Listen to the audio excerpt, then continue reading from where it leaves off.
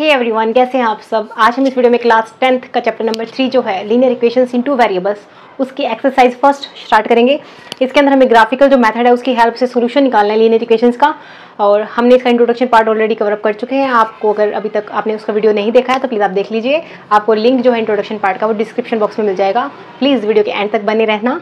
मैं इस वीडियो में अच्छे से बताऊंगी कि ग्राफिकल रिप्रेजेंटेशन कैसे करते हैं। आपके बोर्ड के एग्जाम से अगर आप अच्छे मार्क्स स्कोर करना चाहते हैं तो प्लीज़ वीडियो को ज़्यादा लाइक कीजिए, शेयर कीजिए और इस वीडियो के एंड तक बने रहना। चलिए, जो फर्स्ट क्वेश्चन है उसकी स्टेटमेंट रीड करते हैं। 10 students of class 10th took part in mathematics quiz. 10 students जो हैं वो मैथमेटिक्स क्विज के अंदर पार्ट लेते हैं। If the number of girls is 4 more than the number of boys, find the number of boys and girls who took part in the quiz. ठीक है, तो हमें एक कंडीशन दे रखी है और हमें फाइंड आउट करना है कि टोटल कितने बॉयज और गर्ल्स ने क्विज में पार्टिसिपेट किया था। तो देखिए, सबसे पहले हमें क्या करना है, इक्वेशंस बनानी पड़ेंगी। Then we have to solve them graphically, क्योंकि हमें क्वेश्चन में कहा गया है कि इनका जो सोल्यूशन है वो आपको ग्राफिकली निकालना है। अगर कोई क्वेश्चन में हमें ना बताए कि आपको ग्राफिकली निकालना है, कैसे निकालना है, देन हमारी मर्जी है कि हम वी कैन चूज इधर ग्राफिकल मेथड, एलिमिनेशन मेथड या substitution method, whatever you pick. ठीक है, आप अपनी मर्जी से पिक कर सकते हो जो आपको आसान लगता है। ठीक है, तो फर्स्ट देखिए, हम इसमें ना मानते हैं let the number of boys is x.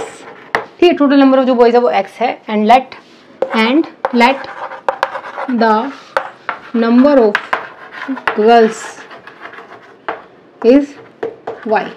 ठीक है, बॉयज हमने x मान लिए और गर्ल्स x मान लिए। टोटल क्या कह रहे हैं हमारे पास डेटा में कि 10 स्टूडेंट्स ने पार्टिसिपेट करा है। ठीक है, जिसमें बॉयज और गर्ल्स है। तो फर्स्ट इक्वेशन जो आती है वो क्या आएगी हमारे पास, x plus y equals 10। First equation तो ये आ गई। ठीक है, सेकंड इक्वेशन क्या आएगी, देखिए क्या कह रही है कि जो नंबर ऑफ गर्ल्स है वो 4 मोर देन है नंबर ऑफ बॉयज से, विच मीन्स गर्ल्स कितनी है, बॉयज से 4 ज्यादा हैं। गर्ल्स जो हैं बॉयज से 4 ज्यादा हैं, यानी बॉयज के अंदर अगर हम 4 ऐड कर दे तो वो गर्ल्स हो जाएंगी। ठीक है, तो गर्ल्स के नंबर से इक्वल आ जाएंगे। ठीक है, तो सेकंड इक्वेशन आ गई। अब इन दोनों इक्वेशन की हेल्प से हमें क्या निकालना है, नंबर ऑफ सॉल्यूशंस। ठीक है, सॉल्यूशन फाइंड आउट करना है। तो देखिए, आप ये एक क्वेश्चन अच्छे से समझ लीजिए, जितने भी ग्राफ से क्वेश्चन होते हैं सारे इसी मेथड से होंगे। ठीक है, तो फर्स्ट क्वेश्चन आप ध्यान से कीजिएगा।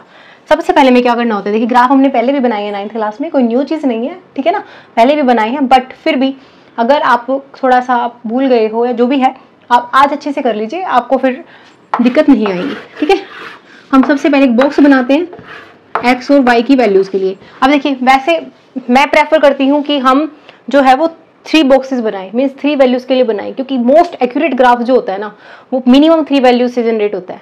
आप 2 वैल्यूज से भी कर सकते हो, मैक्सिमम ट्यूटर्स जो होते हैं वो 2 वैल्यूज से ही इस ग्राफ को जो है वो ड्रॉ करते हैं। ठीक है, मैं ट्राई करती हूँ कि 3 वैल्यूज से करूँ, क्योंकि 3 वैल्यूज से ज़्यादा एक्यूरेट ग्राफ आता है। ठीक है, तो एज यू विश, जैसे आप करना चाहो। अभी आज हम 2 वैल्यूज से कर लेते हैं, डजेंट मैटर। ठीक है, तो हमने 2 टेबल्स बना लिया। ठीक है, तो फर्स्ट टेबल जो है इसमें देखिए, अगर हम x को 0 पुट करें तो y की वैल्यू कितनी आ रही है, 10। x को 0 पुट करें तो y की वैल्यू कितनी आ रही है, 10। y को 0 पुट करें तो x की वैल्यू कितनी आ रही है, 10। सबसे पहले देखिए, सबसे आसान होता है कि x y को एक बार 0 पुट करके देख लीजिए। तभी मैं कह रही हूँ आपको कि अगर आप 3 वैल्यूज लोगे तो it will be more good. ठीक है, अब इसमें देखिए अगेन, अगर हम x को 0 पुट कर देंगे तो y की वैल्यू आ जाएगी 4, and if you put y equal to 0 then x will be -4। तो हमारे पास ये 2 टेबल्स आ गई। ठीक है, now we have to draw the graph. तो ये देखिए, हमने ना ग्राफ ड्रॉ कर लिया है। और देखिए, ज़्यादा एक्यूरेट ग्राफ जो आपका ग्राफ पेपर होता है ना, उस पर ड्रॉ करना। ठीक है, एक्यूरेट वैल्यूज आएंगी। ठीक है, यहाँ थोड़ा सा हो सकता है वैल्यूज में वेरिएशन दिखाई दे, क्योंकि ये हमने मैन्युअली बनाया ना, तो आप जो ग्राफ पेपर पर ग्राफ बनाओगे तो ज़्यादा एक्यूरेट बनेगा। ठीक है, अब देखिए, x की वैल्यू 0 के लिए y 10 है, ये हमारी फर्स्ट इक्वेशन के लिए आया था, this is for the second equation. ठीक है, जो टेबल्स है हमारी।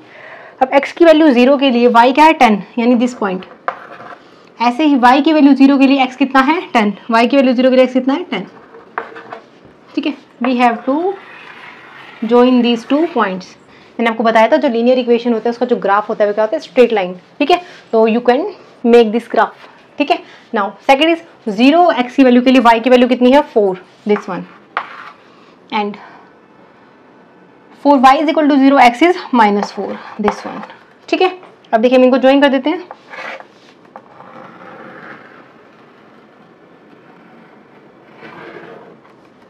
ठीक है, तो ये तो ग्राफ था फर्स्ट का है, आपको ऐसे लिखना है। ये ग्राफ जो है वो सेकंड इक्वेशन का है।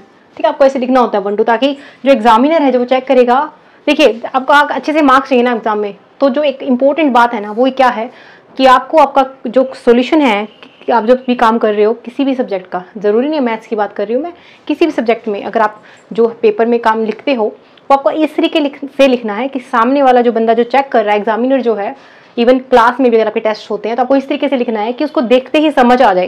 जैसे इसको कुछ क्वेश्चन आता नहीं है मान लीजिए, ठीक है, ये आपको ये समझना है कि मेरे को सामने वाले को सिखाना है, उसको आता नहीं है, तो आपको इस तरीके से स्टेप बाय स्टेप लिखना है कि उसको पढ़ते ही समझ में आ जाए।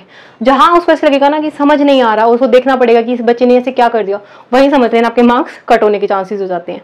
ठीक है, तो आपको स्टेप बाय स्टेप अच्छे से राइट डाउन करना है ताकि एग्जामिनर को देखते ही पता लग जाए कि ये जो सोल्यूशन है किस तरीके से लिखा गया है। तो अपने आप जो एग्जामिनर का माइंड मेकअप होता है वो ऐसे हो जाता है कि बच्चे को आता है। ठीक है, तो इससे काफ़ी अच्छा इंप्रेशन पड़ता है आपके एग्जाम के लिए। ये आपकी टिप है, याद रखना। ठीक है, अब देखिए ग्राफ तो हमने ड्रॉ कर लिया।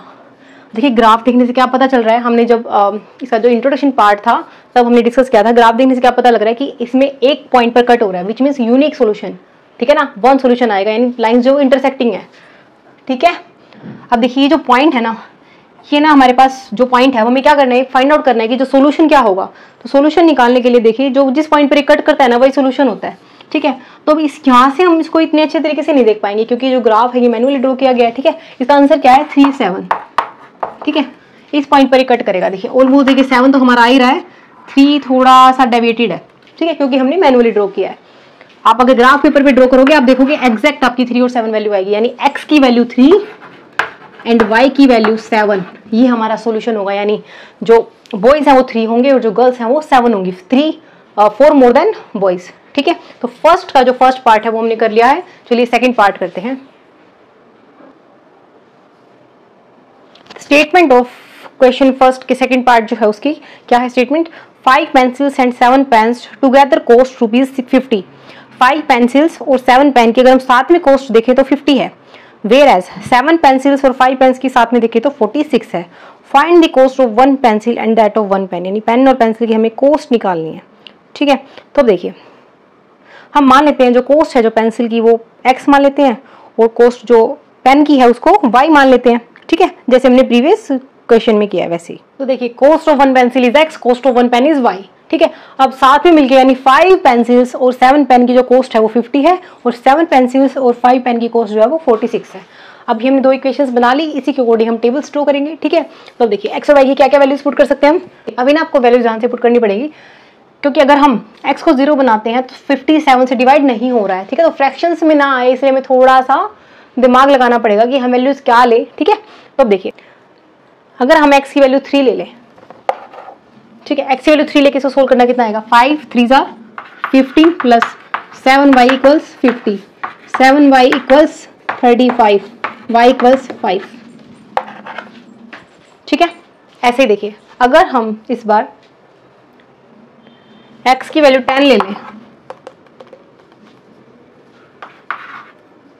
10 5 50 प्लस 7y इक्वल्स 50, यहाँ से y कितना आ गया 0।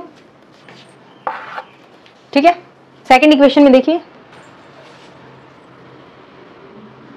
ठीक है, इसको हम ले लेते हैं 8, 7 8 56 plus 5y equals 46, 5y equals minus of 10, तो y कितना आ जाएगा माइनस ऑफ 2। ठीक है, ऐसे देखिए अगर हम x की वैल्यू इस बार क्या लें, कोई सी का मल्टीपल ले लेते हैं जिससे 5 अगेन डिवाइड हो जाए। ठीक है ना, तो इस बार 3 ले लें, 7 3 21। ठीक है, प्लस 5y इक्वल्स 46, तो 5y कितना आएगा 46 माइनस ऑफ 21, 4 2 25, y इक्वल्स 5। ठीक है, ये हमारी 2 टेबल्स आ गई। बस अब हमें ग्राफ ड्रॉ करके सॉल्यूशन निकालना है। देखिए ग्राफ ड्रॉ करते हैं, x की वैल्यू 3 के लिए y कितना है 5, दिस वन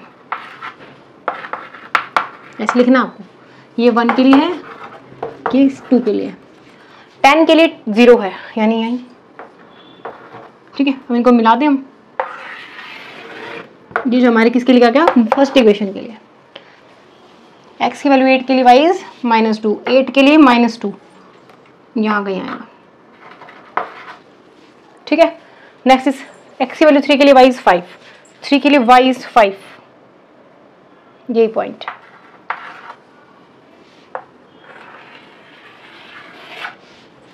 इसी पॉइंट पर मिल रहे हैं। देखो पता लग रहा है सोल्यूशन 3 5 है। ठीक है, तो यानी जो हमने जो कॉस्ट मानी थी पेंसिल की, एक्स मानी थी, कितने रुपीज होगी 3। ठीक है, cost of pen that is y कितनी होगी 5। ठीक है, फर्स्ट क्वेश्चन आपका सोल्व हो गया। आई रियली होप आपको अच्छे से समझ में आ गया होगा। मिलते हैं नई वीडियो में न्यू क्वेश्चन के साथ। Take care, bye bye.